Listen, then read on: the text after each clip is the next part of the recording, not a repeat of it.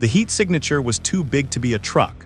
Too wide, too hot, sitting inside a tree line 6 kilometers south of Lyman where nothing had moved for 6 hours. On the Ukrainian thermal feed it glowed like a furnace on tracks, because that is exactly what it was, a Russian TOS-1A thermobaric launcher easing into cover to burn a line of Ukrainian trenches. The crew believed the position was hidden.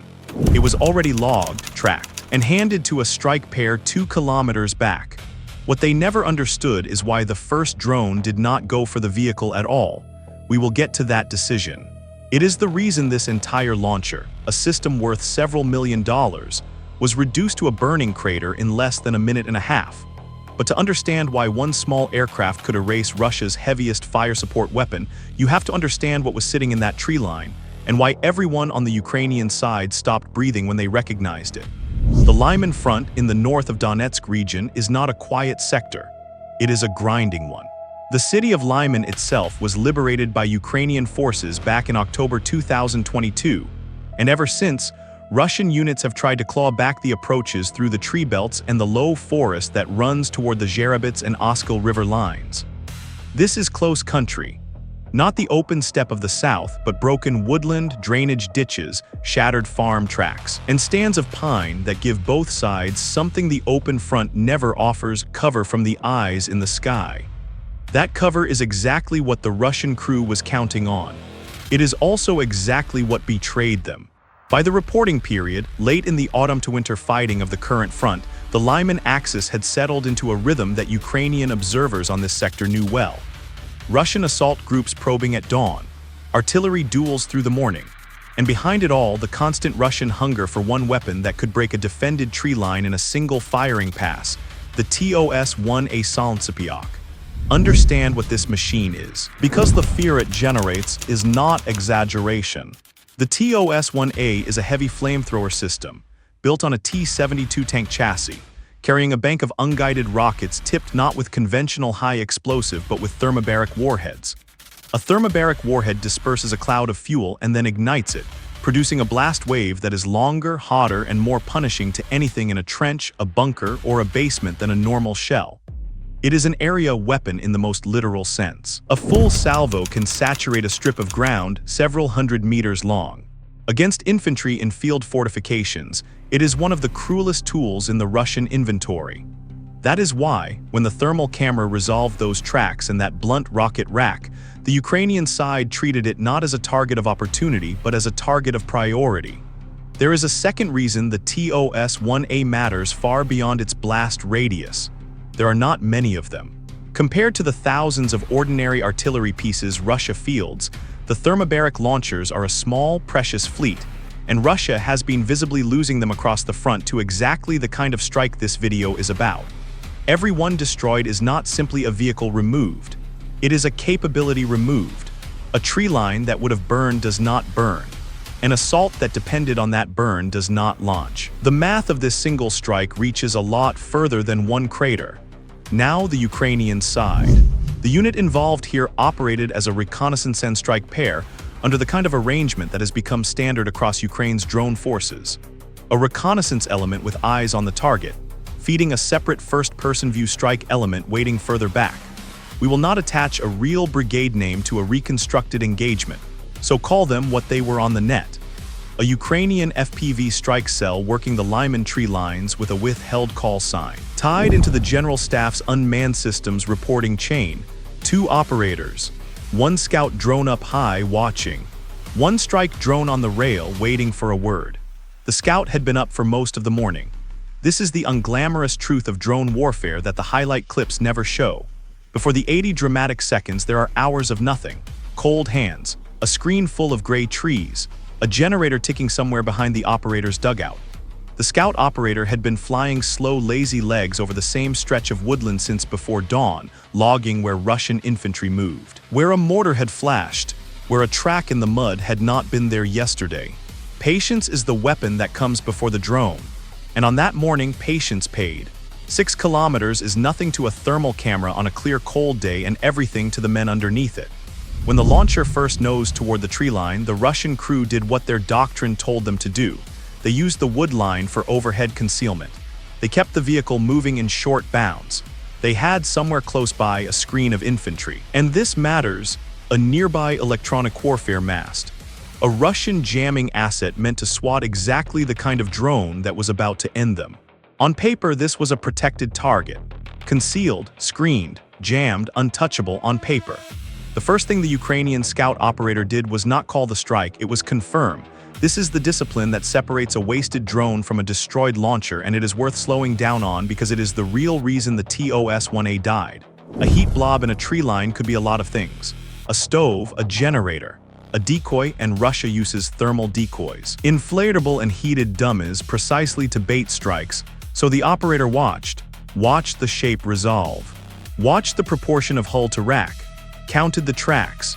Matched the silhouette against the one profile every operator on this front has memorized. The blunt box of rocket tubes over a tank chassis is not something you mistake for a supply truck. Once the overlay of thermal shape and known outline lined up, the classification was made and passed up the chain. And the answer that came back turned a routine reconnaissance flight into a priority strike mission in the space of a single radio call. Here is the first open loop closed early because you have earned it. The reason the scout confirmed instead of striking immediately is that the scout drone and the strike drone were two different aircraft, flown by two different operators from two different positions. The eyes could not pull the trigger. The trigger could not see. Between them ran a thin thread of coordination, a shared grid, a talk-on, a description of the gap in the trees the strike drone would have to thread. That thread is the whole Ukrainian system in miniature. Cheap drones, expensive discipline. While the Ukrainian side worked, the Russian crew did the most human thing possible. They relaxed. Think about their morning from inside the cab. They had moved a large, loud, conspicuous vehicle across open ground and into cover without being hit. In their world, surviving the move is the hard part. Once you are under the trees, doctrine says you are safe, and doctrine is a comforting thing to a tired crew in the 5th hour of a cold shift. They had their infantry screen. They had the jamming mast humming somewhere behind them. Everything their training told them to fear, the artillery, the loitering munition on the obvious approach had not come, so they began to set up the shot. That was the moment the mission changed from urgent to critical, and it is the pivot of this entire story. Because a TOS-1A that is hidden is a threat. A TOS-1A that is elevating its rocket rack is a countdown. On the Ukrainian feed, the scout operator watched the blunt box of tubes begin to tilt, the rack rotating up off its travel lock, climbing toward firing elevation. There is only one reason a crew raises that rack. They are preparing to fire. And on the far end of the arc, those rockets would fly sat Ukrainian infantry in trenches that a thermobaric salvo is specifically designed to erase. Everything that had been a careful, patient reconnaissance problem became a race against the elevation of a hydraulic arm. Nobody on the Ukrainian side knew how many seconds were left before the crew was ready to send a full salvo downrange. They only knew the number was shrinking. This is the pressure that lives underneath the clean footage. The knowledge that the target you are hunting is, at the same instant, hunting the men you are protecting. The strike operator had been holding 2 kilometers back, drone on the rail, motor warm, goggles on. 2 kilometers on this front is a deliberate distance. Far enough that the launch position is not obvious to Russian counter-battery or counter-drone teams.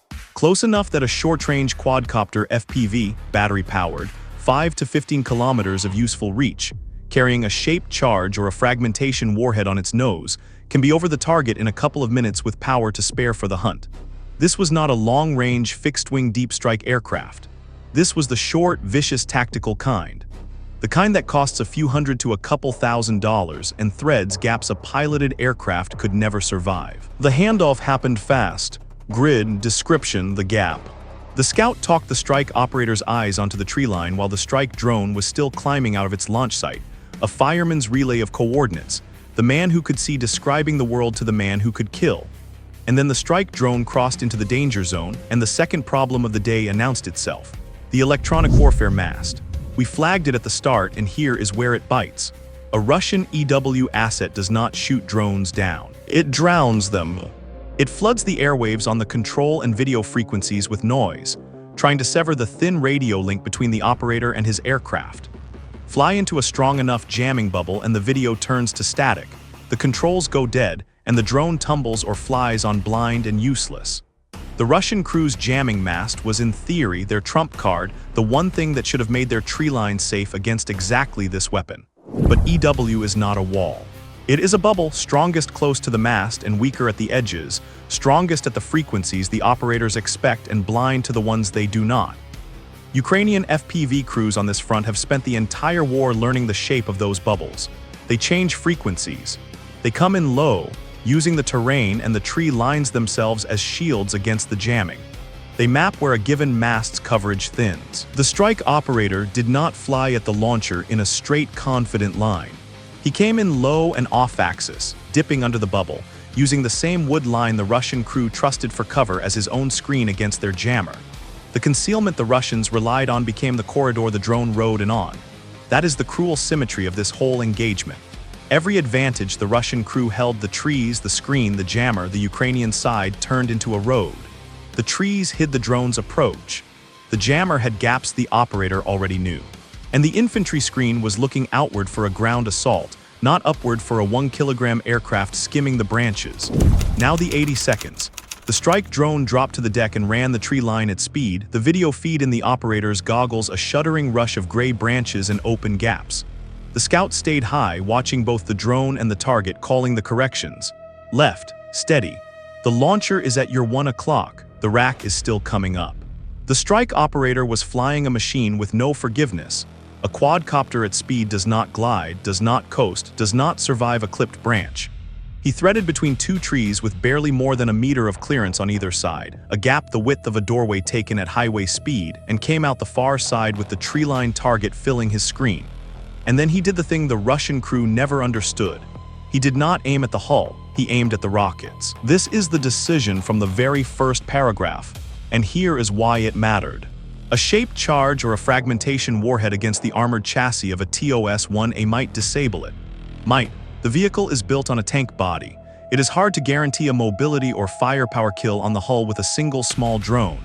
But the loaded rocket pod, the bank of thermobaric warheads the crew had just been elevating toward Ukrainian trenches, is not armored. It is ordnance. And ordnance, hit correctly, does not simply break. It detonates. The strike drone flew into the raised rack.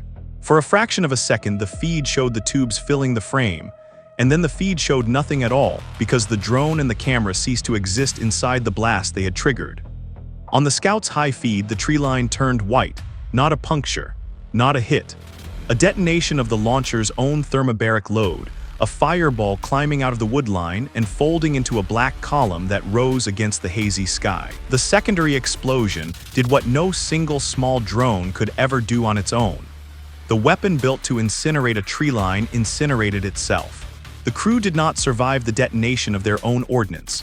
There is no gentle way to state what happens when a full pod of thermobaric rockets goes up at the vehicle that carries it. The launcher was gone. The men who ran it were gone with it. On the Ukrainian feed, the operators watched the smoke rise and said very little, because there was nothing left to strike and nothing left to confirm. The math of the morning had resolved to a single number, and the number was 0 salvos fired. 80 seconds. That is the span, roughly, from the strike drone crossing into the danger zone to the fireball climbing out of the trees. 80 seconds against a system that Russia had spent millions of dollars to build and years to crew. A system whose entire purpose was to deliver overwhelming firepower in a single devastating pass, beaten to the trigger by a machine that cost less than the ammunition it was carrying. Sit with that comparison for a moment, because it is the entire point of this channel. The rockets loaded on that launcher were worth more warhead for warhead than the drone that destroyed them. The vehicle underneath was worth 1,000 of those drones. The crew was worth years of training, and all of it was undone by a battery-powered quadcopter flown by one man in a dugout, cued by a second man watching a screen, connected by a radio link that a jamming mast 50 meters away failed to sever. Asymmetry is not a slogan here. It is the arithmetic of the crater. The aftermath told the rest through the channels that always fill in after a strike like this. Geolocated combat footage placed the fireball inside the tree line south of Lyman, close enough for open-source analysts to pin the coordinates to within meters by matching the shape of the wood line and the drainage cuts to satellite imagery. Russian millblogger posts in the days after did what they usually do when a prize asset burns. Some went quiet. Some blamed the crew for setting up in a known drone corridor. Some blamed the jamming for failing. all of it, in its own way confirmed the loss. When your own side is arguing about whose fault it was, the vehicle is already scrap. Intercepted chatter on the Russian tactical nets in the sector, the ordinary traffic that spikes whenever something expensive dies, carried the texture of a unit trying to account for a launcher that was supposed to be firing and was instead a column of smoke. There is a particular tone to those nets in the minutes after a heavy loss. Requests for confirmation that go unanswered. A call sign that will not respond. The slow institutional realization that a capability the sector's whole plan depended on is simply no longer there. Because that is the second casualty of this strike, and it is bigger than the vehicle. The assault the TOS-1A was preparing to support did not happen the way it was meant to. You do not send infantry across open ground against a defended tree line on the promise that a thermobaric salvo will have swept it first, and then discover at the last minute that there is no salvo because there is no launcher. Somewhere in the Russian order of battle for that day, a plan built around a single devastating firing pass had its centerpiece removed before the first rocket left the tube. A tree line that was supposed to burn did not burn. The Ukrainian infantry in those trenches, the men the whole engagement was really about, stayed alive and stayed in their positions. And here is the callback to the fear we opened with. The TOS-1A is terrifying because of what it does to men in fortifications. That is its entire reputation. On that morning, the men in the fortifications were Ukrainian, and the thing that was supposed to burn them instead burned its own crew. The weapon's reputation held right up until the second it worked against the people who owned it. Step back to the fleet level and the loss gets heavier still. Russia does not have many thermobaric launchers, and it has been bleeding them across the entire front to precisely this kind of cheap, patient, drone-cued strike. Each one destroyed shrinks a small and irreplaceable capability. You can replace a truck in a week. You can pull a rifleman off a bus. You cannot conjure a heavy flamethrower system out of nothing. And every crater, like the one south of Lyman, means one fewer treeline erasing salvo available to Russian commanders anywhere along a 1,000-kilometer front. The strike was local. The subtraction was strategic. None of it required a secret wonder weapon. That is the part Russian command has struggled with most all the way up the chain. There was no advanced missile, no rare aircraft, no expensive precision munition in this engagement. There was a scout drone, a strike drone, 2 operators, a radio link, and a discipline of confirmation that refused to waste the shot on a guess. The technology was ordinary. The system around the technology was not. The hours of patient watching before the target appeared. The refusal to strike until the silhouette was certain. The talk-on that put a blind man's aircraft into a doorway-sized gap. The knowledge of exactly where a jamming bubble thins. That is not hardware. That is a way of fighting learned over years, and it is the thing Russia cannot buy off a production line. The line south of Lyman used to be a place where a Russian crew could move a launcher into a tree line and feel safe under the branches. It is not that place anymore. The kilometer at which a heavy Russian vehicle can hide has moved, and it keeps moving, pushed back tree line by tree line, crater by crater, by operators who have made the concealment itself a trap. The launcher believed the wood line was cover. The wood line was a corridor. The defenders decided which it would be. That is the pattern this channel keeps documenting, and it is the one that should keep Russian planners awake. The heaviest, most feared weapons are dying first, and they are dying cheapest. The bigger the heat signature, the more certain the identification. The more valuable the target, the faster the confirmation runs up the chain and the strike comes back down it. A tired crew in a tree line 6 kilometers south of Lyman found that out in 80 seconds. The system they crewed was built to end a firing pass in a single overwhelming moment. In the end, it was ended in a single overwhelming moment. It simply belonged to the wrong side of the trigger. The crew crossed a border that was not theirs to cross to bring that weapon to Ukrainian soil. The soil kept the weapon. And somewhere back from the tree line, in a cold dugout with a generator ticking behind him, an operator with a withheld call sign logged the strike, marked the grid, and put the scout drone back up over the trees, because the front south of Lyman is not a quiet sector, and the next heat signature was already out there, waiting to be too big to be a truck.